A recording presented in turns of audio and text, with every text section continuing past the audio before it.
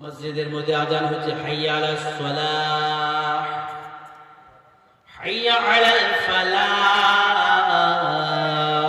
আজান হয় না ভাই? আজান কে দেয়? মুয়াজ্জিন দেয় না আল্লাহ দেয়? আরে মুয়াজ্জিনের মধ্যে আল্লাহ ডাকে, মুয়াজ্জিন না। যে ডাকে না পাতবা, এই ডাকটা আমরা ভাবছি মুয়াজ্জিন ডাকছে। এই ডাকটা নামাজের জন্য ডাকটা, হাইয়া আলাস সালাহ, নামাজের জন্য এসো, হাইয়া আলাল ফালাহ, কামিয়াবি হওয়ার জন্য এসো। এই ডাকটা মুয়াজ্জিন ডাকে না, এই ডাকটা ডাকে কে? আল্লাহ।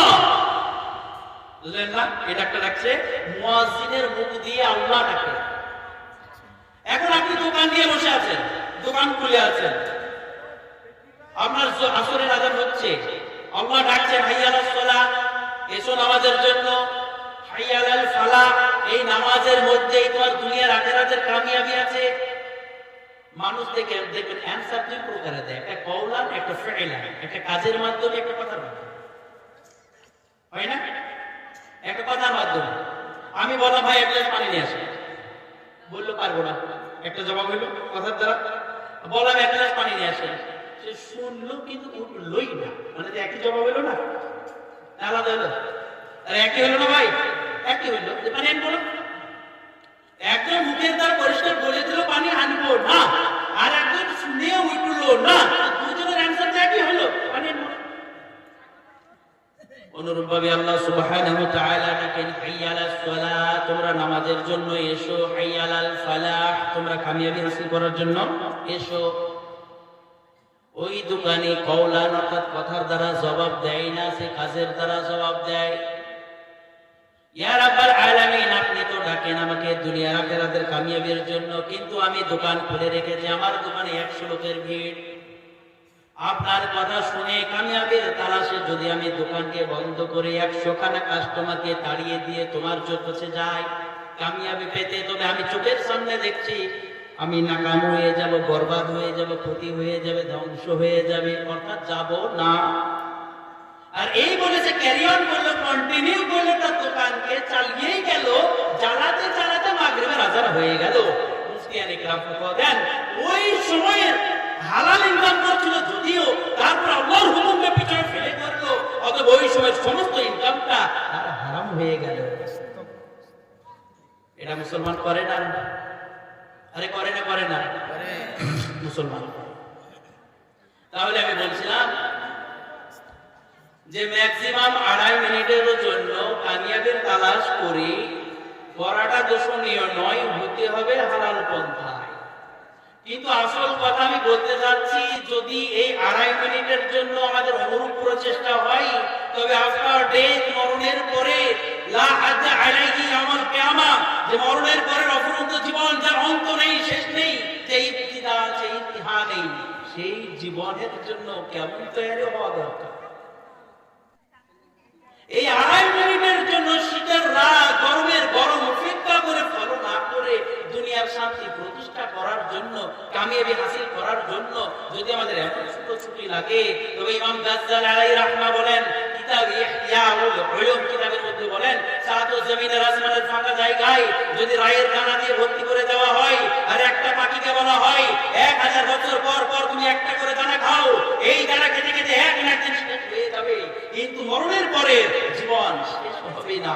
তবে 2.5 মিনিটের জন্য যদি আপনার অনুরূপ প্রচেষ্টা হয়, তবে মরণের পরের জীবনের জন্য কি রূপে আমাদের প্রচেষ্টা করা দরকার, ভাবনা চিন্তা করা দরকার আছে না?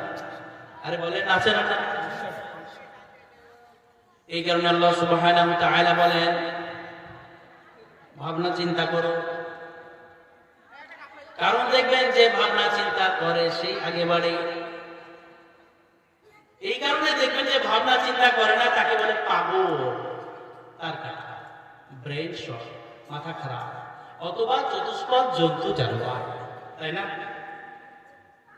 দেখবেন স্কুলের মধ্যে ছাত্রদের মধ্যে যে ছাত্র তার পাস্ট অর্থাৎ অতীত কালকে স্মরণ রেখে ফিউচারের অ্যাম্বিশনকে, এমকে, লক্ষ্যকে মনে রেখে সেই ব্যক্তি তার প্রেজেন্ট অর্থাৎ বর্তমান জামানার চলার পথ ঠিক করতে পারে। আর যে ব্যক্তি তার পাস্ট অতীতকে ভুলে যায়, যে ব্যক্তি তার ফিউচারের অ্যাম্বিশন, লক্ষ্যকে ভুলে যায়, ওই ব্যক্তি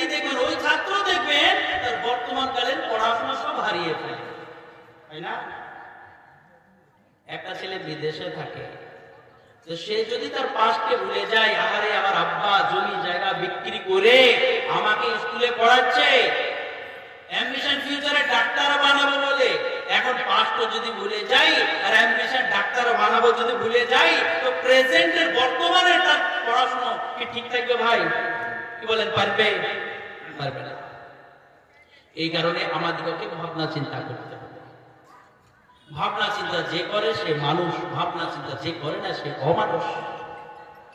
যে ভাবনা চিন্তা করে যে আমাকে কে পাঠিয়েছে, কেন পাঠিয়েছে, কিসের জন্য পাঠিয়েছে, কি করতে পাঠিয়েছে, কোথায় থেকে পাঠিয়েছে, কোথায় পাঠিয়েছে, কোনটা করা লাগবে, কোনটা করা লাগবে না, কোনটা বলে সে রাজি হবে, কোনটা বলে নারাজ হবে, এই ভাবনা চিন্তা যদি আমার মধ্যে না থাকে আমি মানুষ কিসে?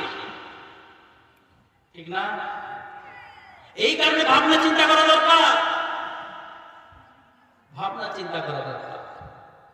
যে জিনিসকে নিয়ে ভাবনা চিন্তা করবেন সেই জিনিস দেখেন, আজকে মানুষ ভাবনা চিন্তা করতে করতে লোহার উপর ফিকির করলো আর লোহাকে আসমানে এরোপ্লেন বানিয়ে উড়িয়ে দিল। আজকে মানুষ ভাবনা চিন্তা করতে গাছকে কাটকে কেটে জাহাজ বানিয়ে পানিতে ভাসিয়ে দিল। আর আজকে মানুষ ভাবনা চিন্তা ছেড়ে দিতে এমনকি আল্লাহর হুকুমকে ছেড়ে দিল, রাসূলের তরিকাকে ছেড়ে দিল, আর দাড়ি মুখ দিয়ে কাটিয়ে জন্তু জানোয়ার হয়ে বাড়িতে চলে আসে। এই কারণে আমাদেরকে ফিকির করা দরকার। এই কারণে আল্লাহ সুবহানাহু ওয়া তাআলা আল কুরআনুল কারীমের 7 নম্বর সূরা আরাফের 179 নম্বর আয়াতে বলেন, লাহুম কুলুবুন লা ইয়াফকাহুনা বিহা লাহুম আ'য়ুনুন লা ইউবসিরুনা বিহা লাহুম আযানুন লা ইয়াসমাউনা বিহা উলাইকা কাল আনআম বাল হুম আযাল। আল্লাহ সুবহানাহু ওয়া তাআলা বলেন, আমার গোলামের দল, লাহুম কুলুবুন, তাদেরকে দিল দেওয়া হয়েছে, লা ইয়াফকাহুনা বিহা, কিন্তু তারা দিলের দ্বারা কোনো চিন্তা ফিকির করে না, কোনো ভাবনা চিন্তা করে না। লাহুম আ'য়ুনুন, তাদের চোখ দেওয়া হয়েছে, লা ইউবসিরুনা বিহা, কিন্তু তারা কোনো কিছু দেখে না। লাহুম আযানুন, তাদের কান দেওয়া হয়েছে, লা ইয়াসমাউনা বিহা, কিন্তু তারা কানের দ্বারা শুনে না। উলাইকা কাল আনআম, এরা হলো চতুষ্পদ জন্তু জানোয়ার। আমরা মনে করব আল্লাহ যখন চতুষ্পদ জন্তু জানোয়ার বানিয়ে দিলেন, হাই ক্যাটাগরির জানোয়ার আছে গরু, ছাগল, ভেড়া, লো ক্যাটাগরির জানোয়ার আছে কুকুর, শিয়াল, শুয়োর।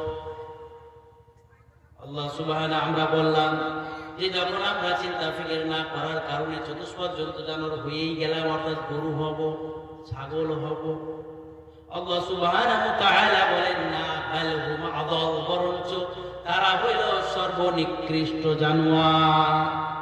সর্বনিকৃষ্ট জানোয়ার কাকে বলা হয়? কাকে বলি গো? শুকরকে বলা হয় না? এখানে আপনি বোঝেন, আল্লাহ সুবহানাহু ওয়া তাআলা বলেন, লাহুম কুলুবুন, তাদের দিল দিয়েছি, লা ইয়াফকাহুনা বিহা, কিন্তু তারা দিলের দ্বারা চিন্তা ফিকির করে না।